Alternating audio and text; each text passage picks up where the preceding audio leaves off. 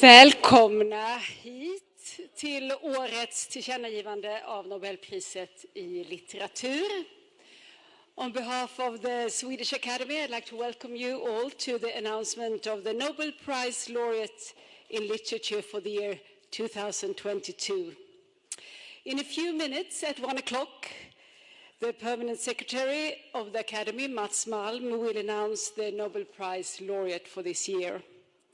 Following that, the chair of the Nobel Committee, Anders Olsson, and also Ellen Mattsson, another member of the Nobel Committee, they will both present the Nobel laureate and his or her work.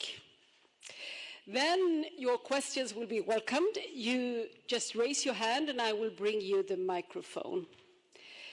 Works by the laureate will be displayed at the table down in the hall later on, and I will also beg you to please stay seated and please turn your mobile phones on mute.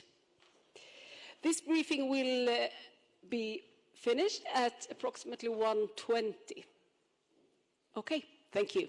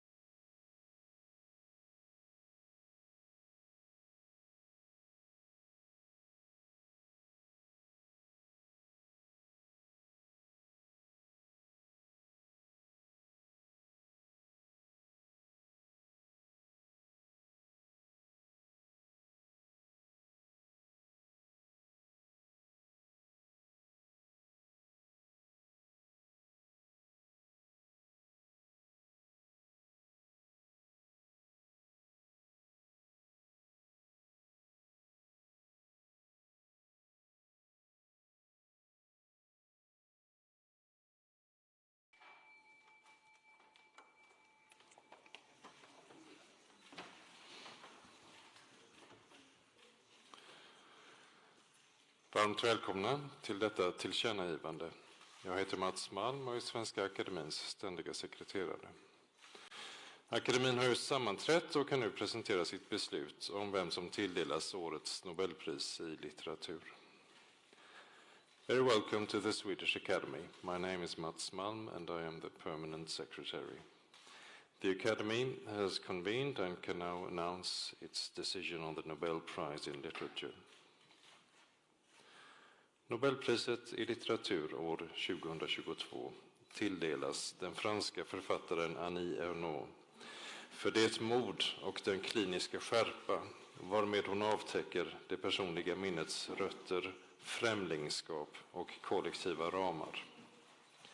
The Nobel Prize in Literature for 2022 is awarded to the French author Annie Ernaux for the courage and clinical acuity with which she uncovers the roots, estrangements, and collective restraints of personal memory. Vi har inte lyckats få tag på Annie Ernaux på telefon, men vi räknar med att nyheten snart når henne.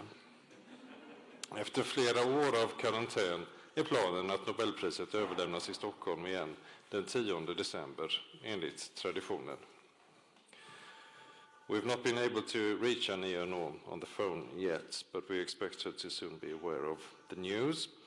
And after all these years of quarantine and restrictions, we plan to present her with the Nobel Prize on December 10th here in Stockholm. Jag lämnar nu ordet till Nobelkommitténs ordförande Anders Olsson som kommer att berätta om pristagaren. Därefter kommer han och Nobelkommittéledamoten Ellen Mattsson att svara på frågor. I now give the floor to Anders Olsson, chair of the Nobel Committee, who will present the laureate. Subsequently, he and member of the Nobel Committee, Ellen Mattsson, will answer questions.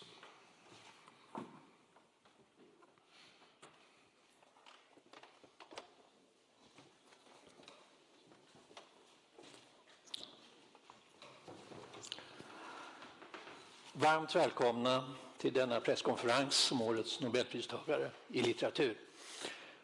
Mitt namn är Anders Olsson, ordförande i Nobelkommittén, och vid min sida står Ellen Mattsson, också medlem i kommittén. Övriga medlemmar i kommittén som har förberett årets pris är Stig Sandberg, Anne Svärd och Per Westberg. Adjungerad medlem i kommittén har varit Mats Malm, Svenska Akademins ständige sekreterare. A warm welcome to this press conference on the Nobel Prize Laureate of Literature 2022.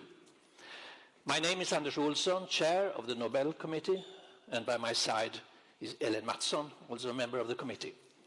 The other members of the committee that have prepared the Nobel Prize in Literature 2022 are Stig Sandberg, Anne Svärd and Per Westberg. Co-opted member of the committee has been Mats Malm, permanent secretary of Swedish Academy. Before opening up for questions, I would like to make a brief presentation in English of the laureate and her work. More information about our laureate is on the Swedish Academy's website and on nobelprize.org. This year's Nobel laureate in literature, the French writer Annie Ernaux, was born in 1940 and grew up in the little town of Yvetot in Normandy. Her setting was poor but ambitious, and in her oeuvre she consistently explores the experience of a life marked by great disparities regarding gender, language, and class. Her literary work dealing with her class experience and rural background began early as a memory project with the ambition of widening the boundaries of literature beyond fiction in the narrow sense. In its reconstruction of the past, it leans on Marcel Proust's À la recherche du temps perdu, but she guides the search in an entirely new direction. Despite her consciously plain literary style, she declares that she is an, quote, ethnologist of herself, end quote, rather than a writer of fiction. Annie Ernaux's debut was Les Armoires Vides, came 1974, in English, Cleaned Out. And already in this work, she began her investigation of a Norman background, but it was first with her fourth book, La Place, in 1983, in English, A Man's Place, that she made her literary breakthrough. In this masterpiece, in a scant 100 pages, she gives an elucidating portrait of her father and of the entire social milieu that fundamentally formed him. In the portrait, she applies what would become her restrained and ethically motivated aesthetics, where her style has been forged hard and transparent. This launched a series of autobiographical prose works with a wider social context. One of these achievements is the brief and sensitive portrait of her mother called Une Femme. It came in 1987, in English, A Woman's Story. Another is La Honte, 1997, in English, Shame. In many ways, a continuation of the portrait of the father, analyzing the social roots of shame that would recur in many of her books. A special place in a production has a deeply engaging, clinically restrained narrative about the 23-year-old narrator's illegal abortion, L'événement, in 2000. In English, it's called Happening. Annie Ernaux's writing is subordinated throughout to the process of time, and nowhere else does the power of social conventions over our lives play such an important role as in Les Années. It appeared in 28, in English, The Years. It is a most ambitious project and has been called the first collective autobiography. It won her an international reputation and a raft of followers and literary disciples. There is in Ernaux no effective memory, as in Proust, that can transport us directly to the source of truth.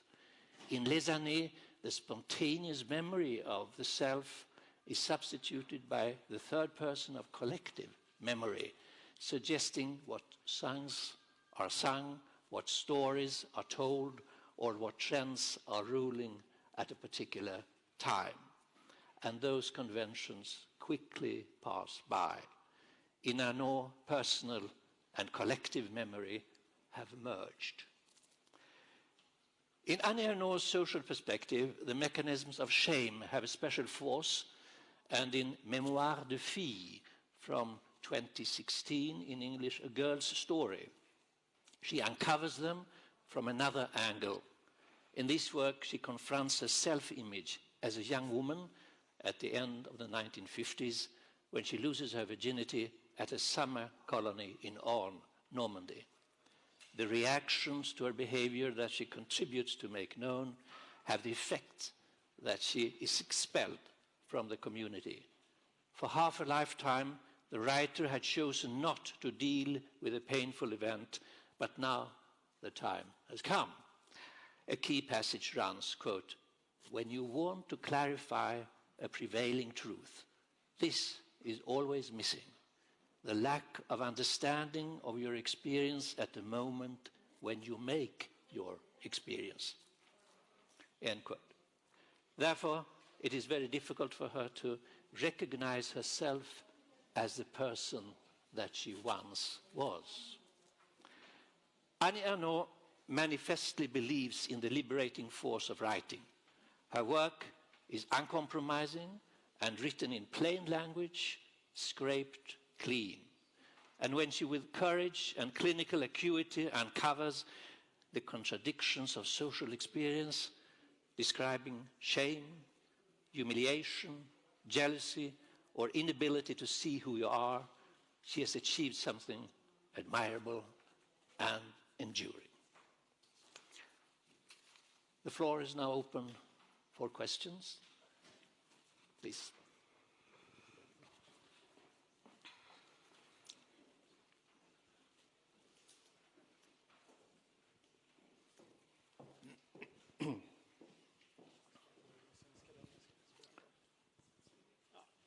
Jag skulle vilja veta om det här kan ses som ett pris till autofiktionen. Svar nej.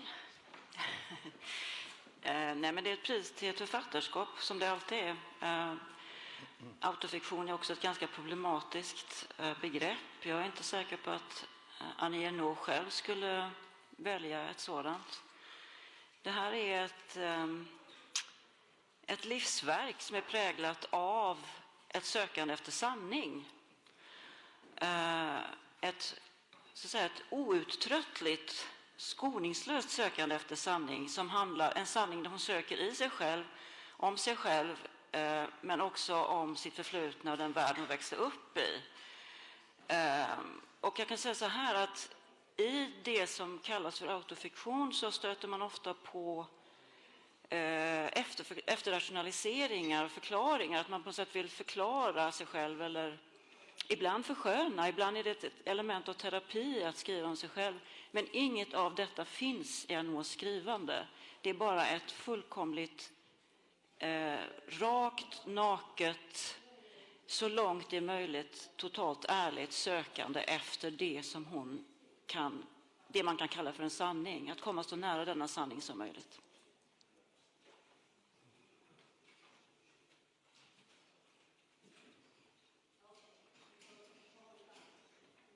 Questions?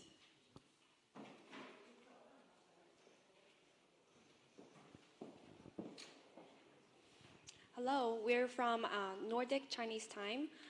So the author, she touches a lot of social problems such as abortion and her very personal experience in her novel.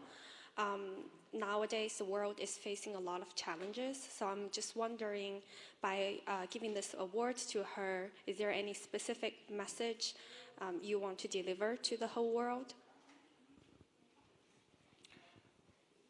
We concentrate on literature and literary quality, and we don't have any more message to the world. But it's very important for us also, of course, that the laureate has a universal consequence in her work, that it can reach everyone. And in that respect, I think the message is that this is literature for everyone.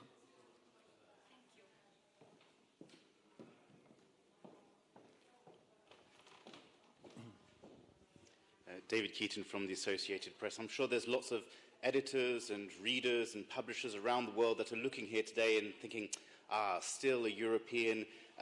Do you have anything to say to the people in North America, in South America, in the Middle East, in Africa, in Asia, who are yet to see one of their authors represented here in the prize, which is often presented as the most prestigious literary award?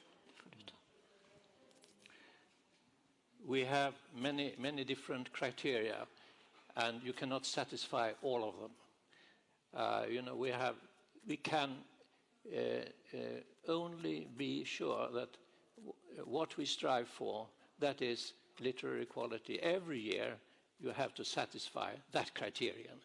But one year we gave the prize to a non-European writer. Last year, Abdulrazak Gurna. This year we give the prize to a woman. And in both these cases, I think we have very few laureates, as you know, in the past. So we try, first of all, of course, to broaden the scope of the Nobel Prize. But our focus must be on literary quality, first of all.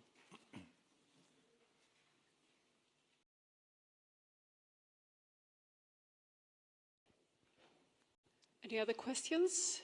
Or this part of the briefing will be over, and we will move on to the pre-booked interviews. If no, another question? Okay.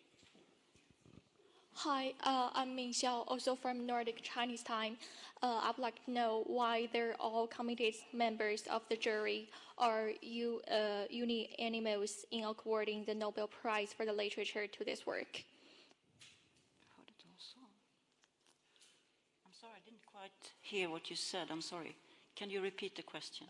There are 18 committee members of the committee. All the 18 members are all agree with this work to be the Nobel Prize? We cannot divulge our discussions. They are always interesting and intense. The only thing we can give to the world is the result of these discussions. And the result is what we present to you today. And we are all united behind this year's laureate. Okay, thank you so much. Okay. Det här är ett namn som ofta förekommit just i Nobelprissammanhang, så jag tänkte bara fråga, hur länge har ni haft henne i åtanke som pristagare? Det är en fråga som vi inte besvarar. Men det kan ju inte komma som någon direkt överraskning att valet faller på Annie Ernaux idag. Hon är ett välkänt namn i hela den litterära världen. Och hon har översatts till väldigt många språk. Så att det är klart att vi har läst henne länge, som ni också förmodligen har gjort.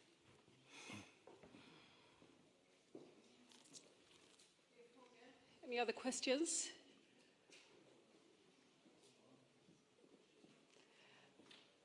Okay, then we end this part of the briefing, and thank you all for coming, and we'll move on to the pre-booked interviews.